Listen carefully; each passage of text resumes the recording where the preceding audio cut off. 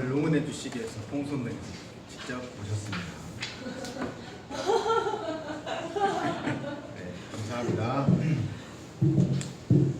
오늘 여러분과 함께 볼 은혜라는 말씀은 사도행전 2장 17절에서 21절 내 영으로 모든 역주에게 부어주리니 말씀 같이 은혜 나누겠습니다. 우리가 살고 있는 지구의 미래에 관해 연구를 하는 사람들은 지구가 갖고 있는 다양한 위험성에 대해 경고를 합니다. 지하자원이 고갈된다. 환경오염이 심각하다.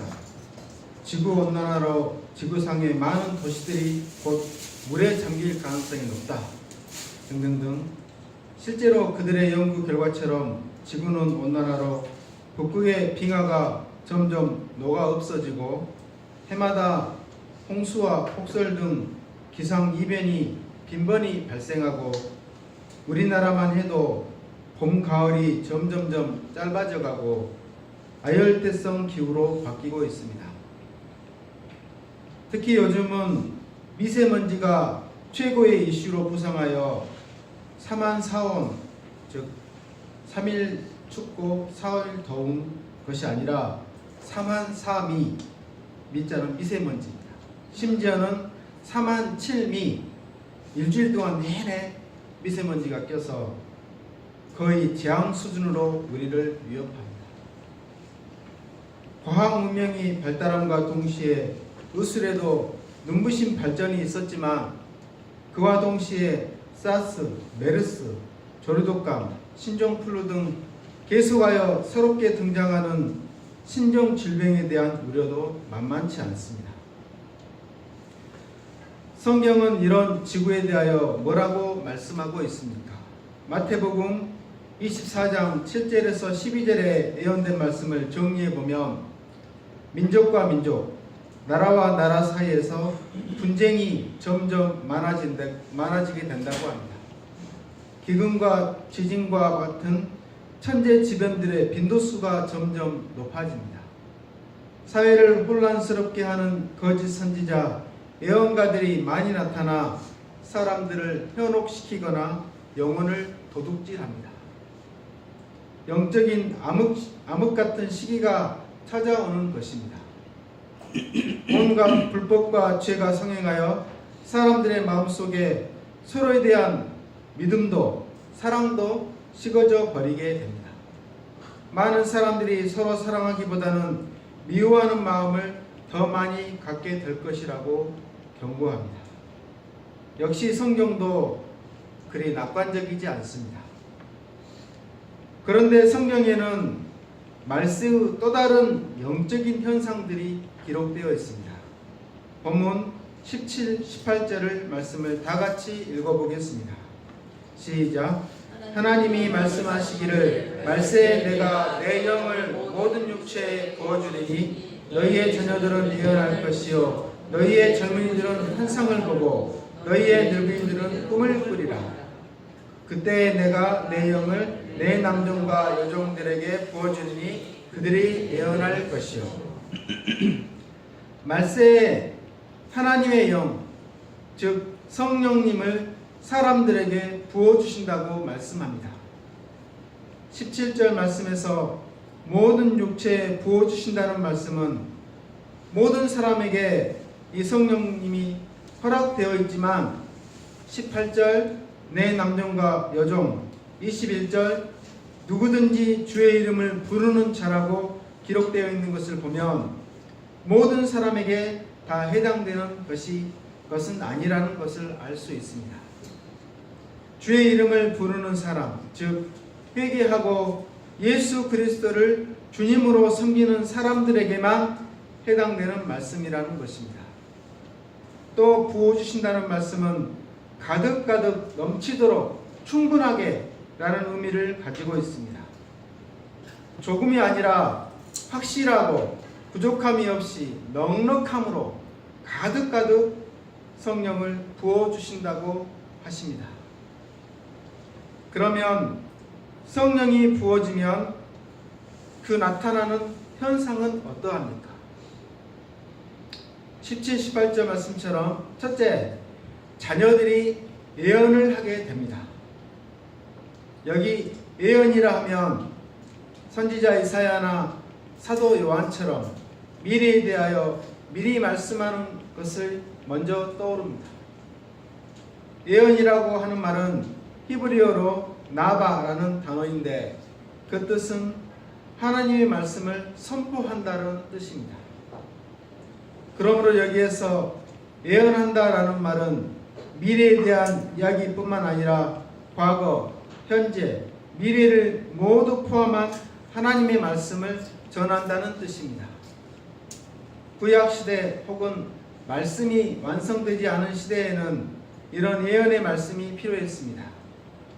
그러나 가장 완벽하신 예언의 목적 되시는 예수 그리스도가 이 땅에 오신 이후로는 사실 요엘서에서의 자녀들은 예언할 것의 이 예언은 미리 예자이지만 사도행전 이후에 교회 시대에서의 예언은 맡을 예자로 바뀌어 있습니다. 즉 자녀들이 예언한다는 것은 그들이 말씀을 맡은 자가 된다는 것입니다. 그렇게 자녀들이 성령 세례를 받으면 하나님의 마음을 잘 헤아리게 됩니다. 하나님의 선하시고 기뻐하시고 온전하신 뜻이 무엇인지를 알게 됩니다.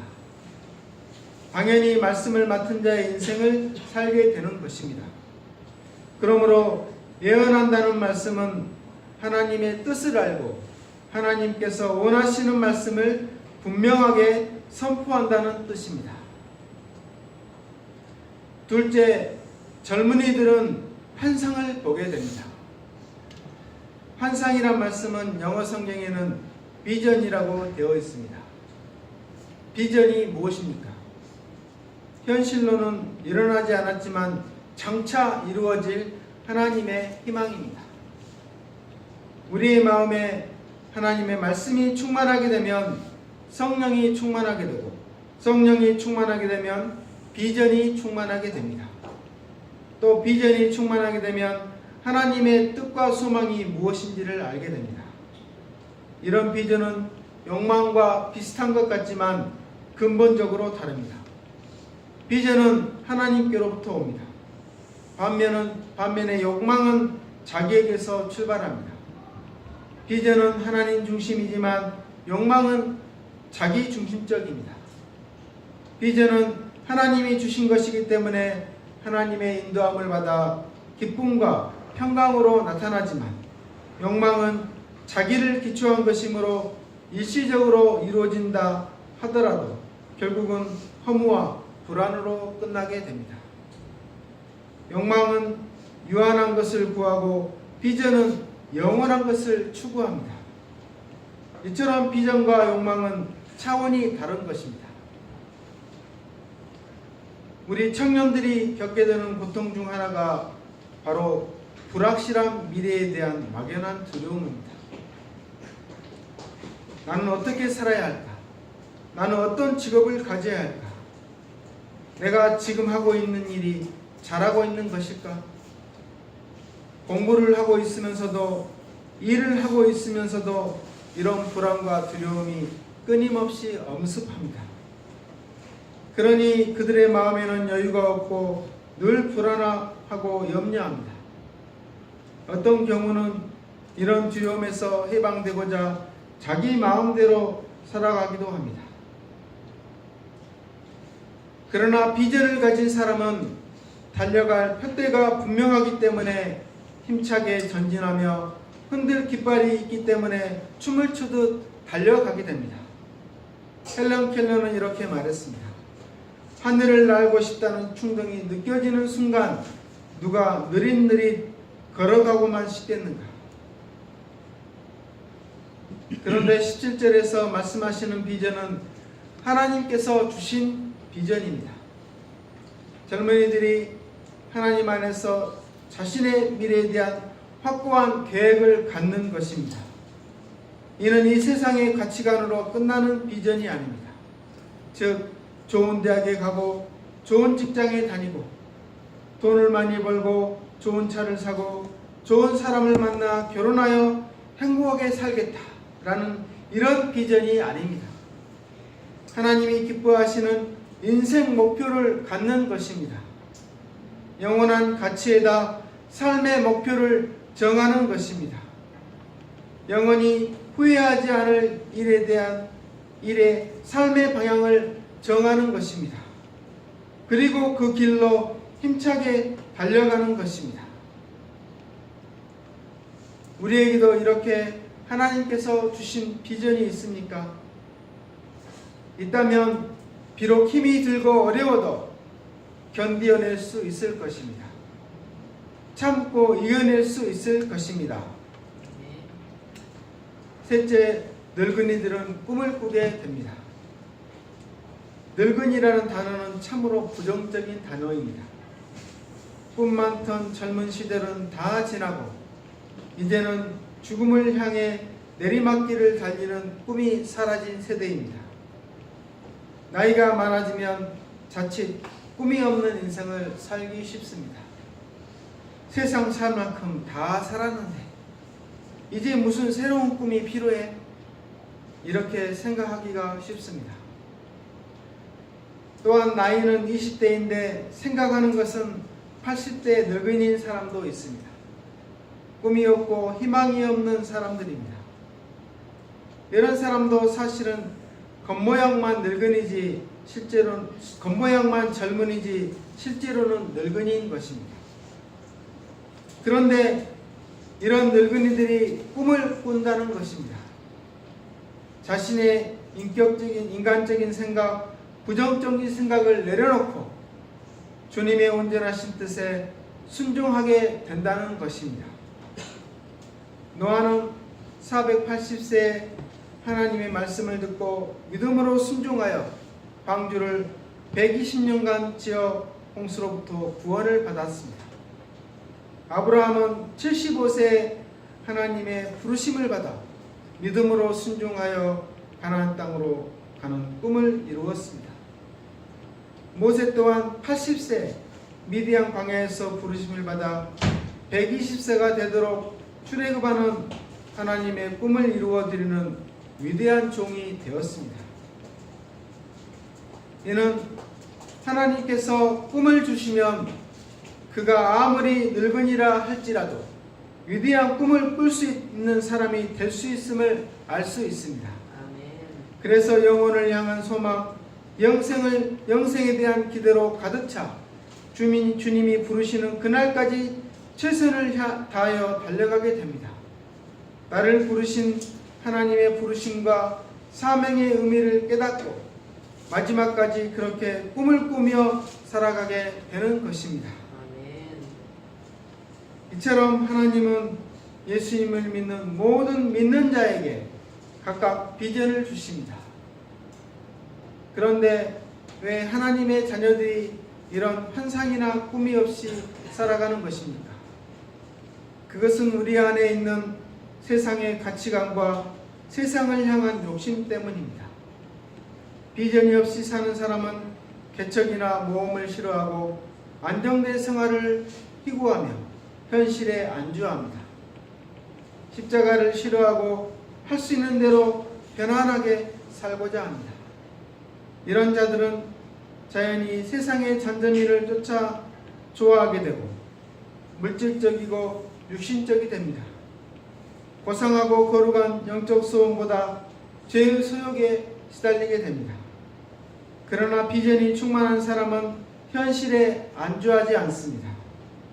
하나님의 구원 역사에 쓰임받고자 하는 순수한 영적 소원으로 가득하게 됩니다. 현실에 얽매이지 않습니다.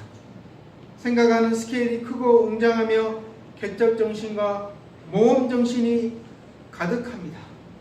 또한 하나님께 쓰임받는 것을 최고의 가치로 여깁니다. 어떤 희생을 무릅쓰고라도 하나님의 구속 역사에 쓰임받고자 합니다. 그러면 이런 환상이나 꿈은 도대체 어디에서 오는 것입니까? 프로이드는 꿈이란 무의식 세계에 잠재해 있는 생각과 갈망의 표출이라고 말했습니다. 그러나 본문을 잘 보시면 성령이 부어지는 곳에 비전이 있음을 잘 알 수 있습니다. 하나님의 영이 부어지는 곳에 자녀들이 예언을 한다고 했습니다. 청년들이 환상을 봅니다. 늙은이들이 꿈을 꿉니다. 그러므로 비전은 성령과 관계가 있습니다. 또한 성령은 말씀과 밀접한 관계가 있습니다. 그러므로 말씀은 비전과 연결되어 있습니다. 사무엘상 3장 1절에 보면 말씀이 희귀할 때 비전이 보이지 않았다고 했습니다. 말씀이 없어 비전이 없게 되니 청년들은 자연히 세상 욕심과 죄의 소욕에 시달릴 수밖에 없습니다. 꿈과 비전이 없으니 현실에 안주할 수밖에 없습니다. 그러나 성령을 받게 되면 젊은이들이 환상을 봅니다. 하나님의 비전은 어떤 특정한 시대에 특정한 몇몇 사람에게만 주어지는 것이 아닙니다. 하나님은 모든 하나님의 자녀들에게 꿈과 비전을 주시며 그 비전을 가지고 살아가기를 원하십니다. 여러분은 이런 비전을 가지고 계십니까? 하나님은 아브라함 한 사람을 불러 그를 복의 근원으로 세우시고 만민 구원을 이루고자 하는 꿈을 주셨습니다. 창세기 15장 5절에 보면 자식감 하나 없는 그에게 하늘의 무빌과 같은 자식을 주시겠다고 약속하셨습니다. 또한 하나님은 출애굽한 이스라엘 백성들에게 제사장 나라, 거룩한 백성이라는 놀라운 꿈을 주셨습니다. 이 꿈들은 현실적으로 보면 그들에게 너무나 황당하고 터무니없어 보입니다. 그래도 하나님은 그들에게 꿈을 꾸도록 하셨습니다. 하나님은 마침내 독생자 예수 그리스도를 보내시고 십자가의 죽으심과 부활을 통해 이 꿈을 이루셨습니다. 그리고 하나님은 우리에게 성령을 보내주시고 믿는 자들에게 거룩하고 아름다운 새 예루살렘에서 주님과 함께 영원히 거할 수 있는 꿈을 주셨습니다. 이 꿈은 반드시 이루어질 것입니다. 예수님은 갈릴리 여고들을 부르셔서 복음으로 세상을 바꿀 수 있는 꿈을 주셨습니다. 나를 따라오너라. 내가 너희로 사람을 낚는 어부가 되게 하리라. 제자들은 예수님의 부르심에 즉시 순종했습니다. 그들은 손가락으로 손익을 계산하지 않고 예수님을 따랐습니다. 그들은 장래를 생각하며 주저주저하지 않고 예수님을 쫓았습니다. 그때 그들은 세상을 바꾸는 히스토리 메이커가 되었습니다. 초등학교밖에 나오지 못한 무디 목사님은 예수님을 만나고 복음으로 세상을 바꿀 수 있는 꿈을 꾸었습니다. 그는 이 꿈을 실현하기 위하여 일생 동안 미국과 영국을 오가며 복음을 전했습니다. 한 번은 그가 영국 캠브리지에 대해서 설교를 했을 때 많은 젊은 대학생들이 감동을 받고 하나님 앞에 헌신했습니다. 그중 7명의 청년들은 귀족의 자녀들로서 그들이 세상에서 누릴 수 있는 특권을 버리고 중국 선교사들이 되어 중국 복음화를 위해 헌신했습니다. 23살의 젊은 나이에 아프리카 선교사로 나간 리빙스턴은 아프리카가 복음화되는 비전을 붙들고 백발이 되어 죽기까지 일생 동안 아프리카를 위해 헌신했습니다. 그가 죽고 난 후 그가 뿌린 복음의 씨를 따라 아프리카의 수많은 영혼들이 우상을 섬기던 데서 벗어나 하나님께 돌아가고 있습니다. 이렇게 하나님께서 성령을 부어주신 실체가 또 결정적인 증거가 바로 사도행전 2장 성령 강림 사건입니다. 그러나 이것은 시작에 불과합니다.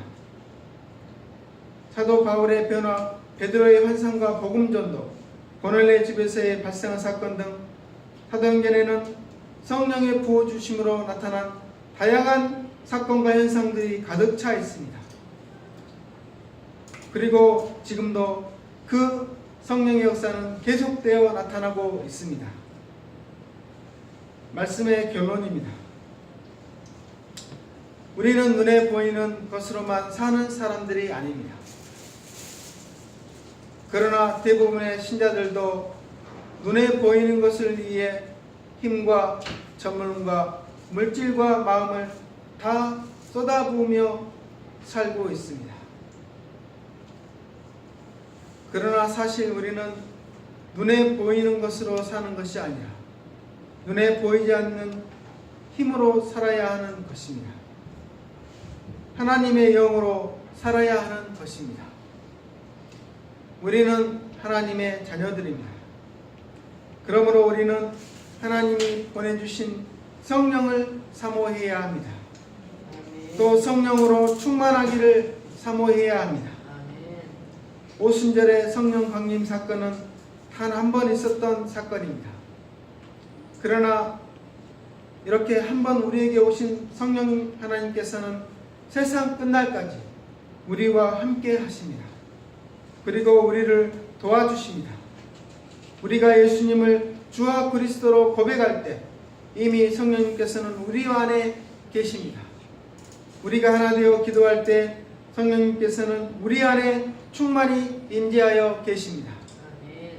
그러므로 우리 모두는 자녀들이 예언을 하고 청년들이 환상을 보고 노인들도 꿈을 꾸는 그분의 영으로 충만해지기를 기도해야 합니다.